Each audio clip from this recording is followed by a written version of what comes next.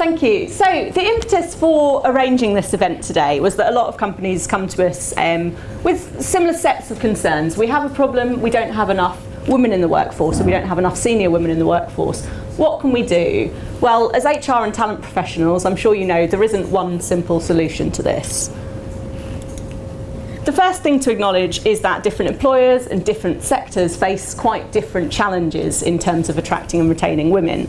So if we look at a couple of sectors to clarify what I mean, engineering, for example, if you're an engineering firm, you have a small pool of women in which to draw in the first place. Only about 16% of graduates in engineering are female.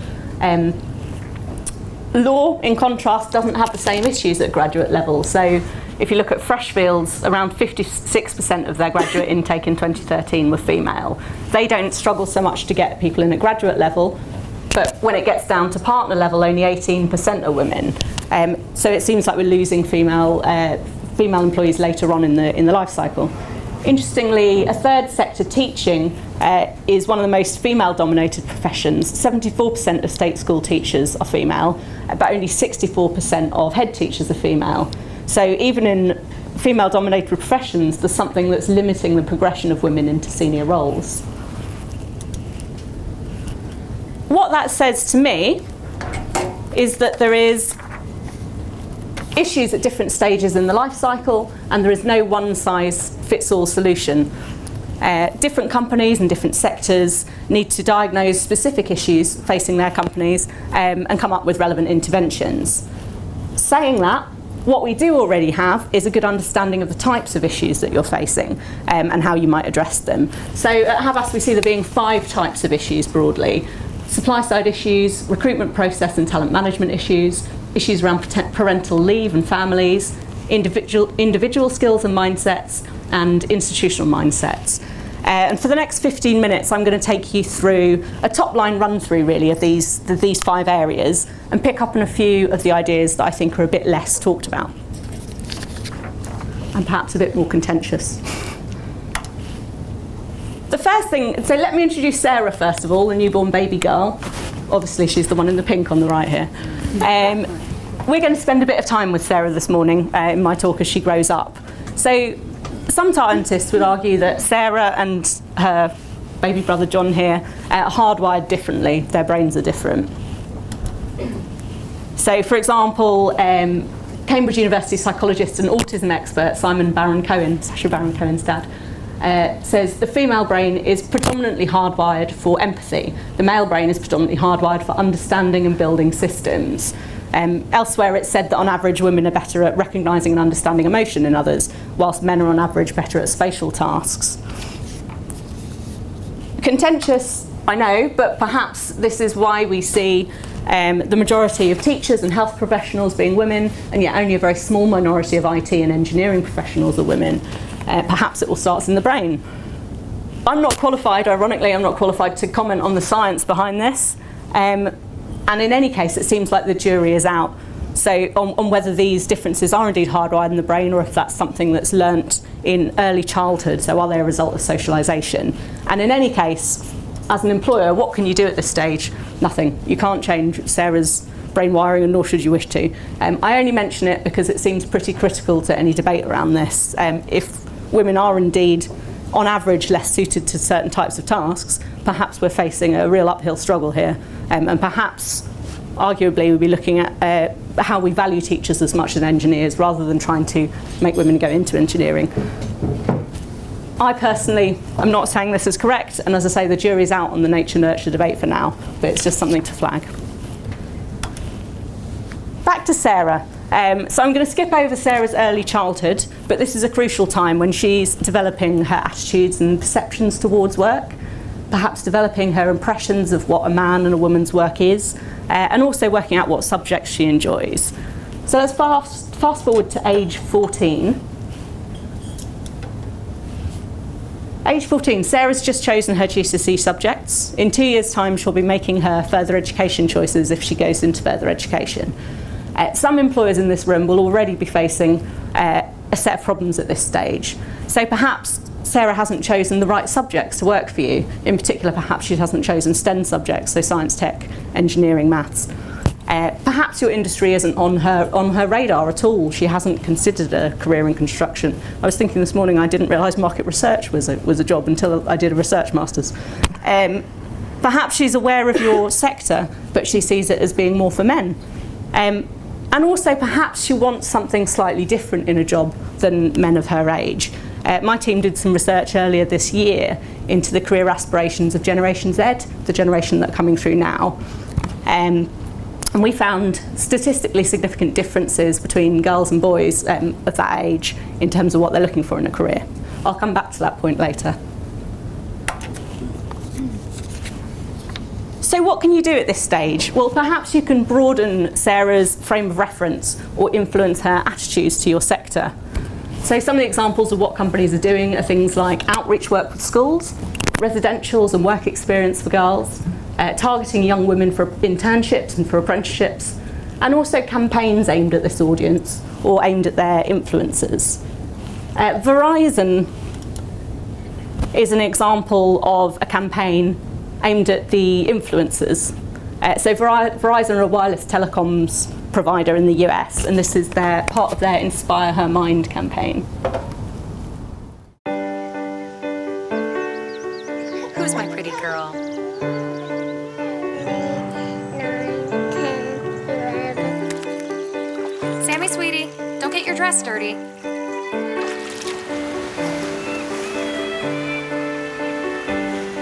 Sam, honey, you don't want to mess with that. Let's put him down.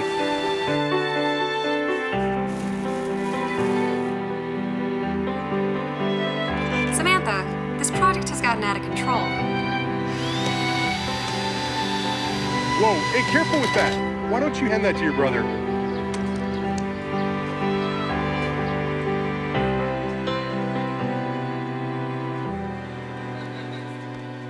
Our words can have a huge impact. Isn't it time we told her she's pretty brilliant too?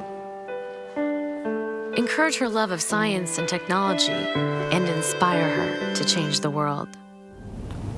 So Verizon, I think, is one example of a campaign aimed at influencing the influencers.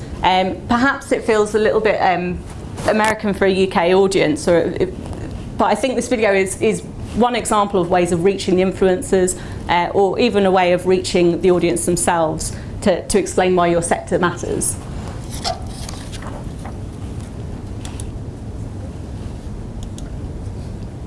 Back to Sarah.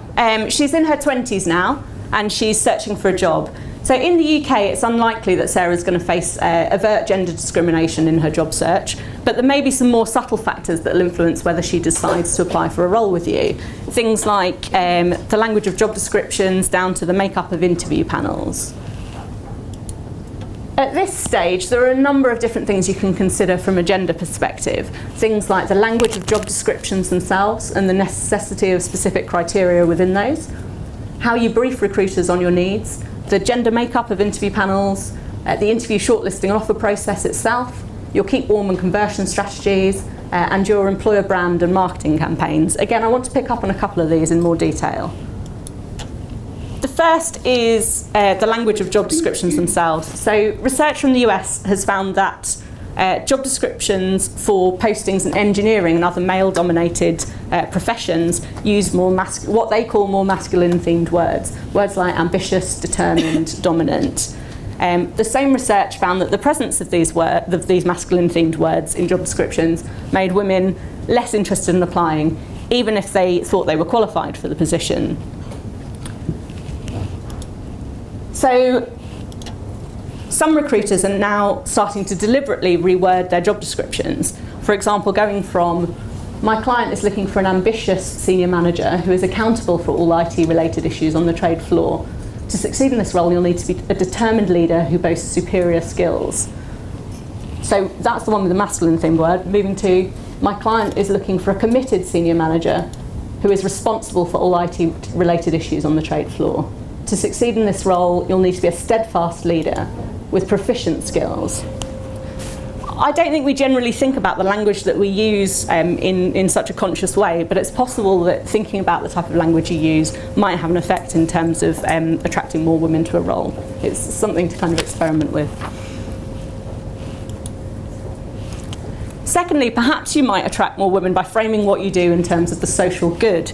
So as I mentioned earlier, we ran a survey at the beginning of this year of over 3,000 sixth form students aged 16 to 18, and we did find statistically significant differences between the genders in terms of what's important to them in a career. In particular, doing something meaningful and doing something that improves lives was significantly more interesting to young women than to young men. Universum have found something similar in a survey of 240,000 university students in business and engineering. So in their study, women were more interested in serving the greater good and in environmental sustainability and ethical standards, again by a fairly considerable margin.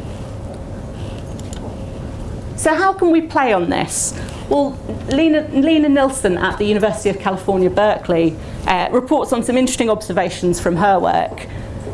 Nilsson noticed that one of Berkeley's engineering modules seemed to attracted 50% women, which is a lot higher than other engineering modules. So she spoke to a number of other universities about her observations, and they reported similar things, that where universities were running programs with a strong sense of social purpose, for example around reducing global poverty and inequality, that those attracted significantly more women. Nilsson says, women seem to be drawn to engineering projects that attempt to achieve societal good. And she suggests that the key to increasing the number of female engineers may not be just mentorship programs or childcare centres, though those are important. It may be about reframing the goals of engineering research and curriculums to be more relevant to societal needs. I think this is something that HR professionals could be thinking about when developing their employer brand. Perhaps if you can frame what you do in a way that demonstrates social impact, this might help in terms of attracting and retaining women. Interestingly, that sense of purpose is also more important to Generation Z, the generation coming through. I think you've got paper on it from us there.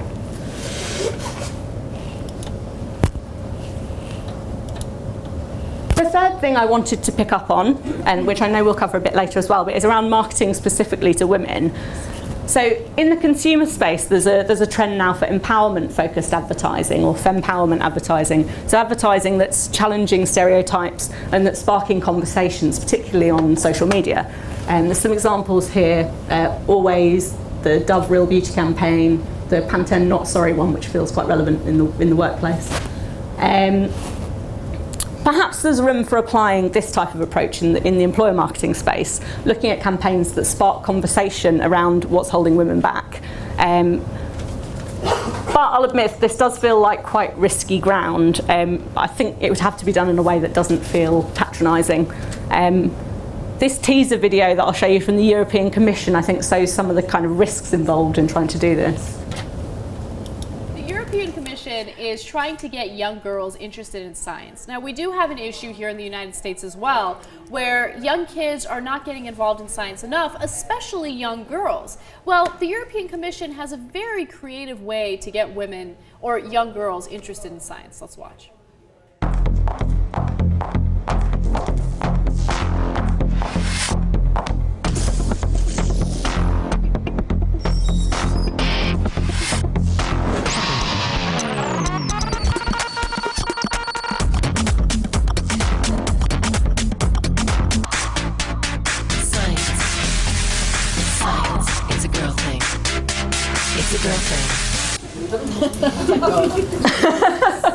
It's worth watching the full thing. So that video faced a barrage of criticism when it came out, and it was quickly pulled from the European Commission's website, although actually I think the rest of the campaign is reportedly quite good. I assume, to give the benefit of the doubt, that the message here is meant to be that you can be girly and like makeup and also like science, but it doesn't seem to come across that well. The advert seems to imply that girls will only respond to things that are pink and will only respond to the science of makeup. The video went viral, but not for the right way and not really amongst the right audience. But I do still wonder if there's scope for videos that pick up on what's holding women back in the workplace, but in a more empowering way. So we're back to Sarah. She's in her late 20s now. She's ambitious, she's good at her job, but she doesn't seem to be progressing as fast as her male colleagues. So what's holding her back? Well, there are two broad types of issues that I'd touch on here. One is Sarah herself and the types of advice she's getting. So research suggests that women may be more cautious. They may have a misperception that they're underqualified for the next role up, and not apply for it, whereas men with the same qualifications would be more likely to apply. Susan Colantuono's TED Talk gives a different perspective, which is around the careers advice given to people. So Susan suggests that conventional careers advice emphasises things like developing assertiveness and confidence, but takes for granted business, strategic and financial acumen, which are also prerequisites for women to progress from management levels to more senior levels, but are taken for granted in the conversation. Perhaps there's also unconscious bias at work on the part of Sarah's managers. Unconscious bias refers to the biases that we're unaware of. So biases that are triggered by your brain making really quick decisions about people and about situations based on your personal experiences and your kind of cultural reference points and background, if you like. Research has shown that these types of unconscious biases can influence how you recruit and how you manage employees, which may have a specific effect on women, but could have an effect on any employee. I don't have time to fully explain unconscious bias here, and in any case I suspect a lot of the employers in the room are already doing training around this. But if not, this video from Google is a good primer on the topic, and they've got quite heavily into unconscious bias training. So at this stage, what can you do? Well, for the individual, there's things like executive coaching, for example, around self-doubt or imposter syndrome. There's relevant training for women, support networks, role models and mentors. From an organisational perspective, there's also things like unconscious bias training, as we mentioned, and working to improve the pipeline of female talent. So, for example, General Electric have a quarterly talent spotting forum where they match the development needs of high flyers to the roles that it has coming up and tries to support people into roles that they might not have thought of applying for otherwise. Back to Sarah, she's getting into her 30s now, she's with this lovely chap. Sarah's the primary caregiver for her son, and as such she faces a new set of issues in the workplace. Things like difficulty reintegrating on return from maternity leave, lack of flexibility around work-life balance, and a culture of presenteeism. At this stage, what can you do? There's things like re-onboarding programs after maternity leave, agile working, focusing on outputs rather than time spent in the office, and also improving the take-up of paternity leave. So,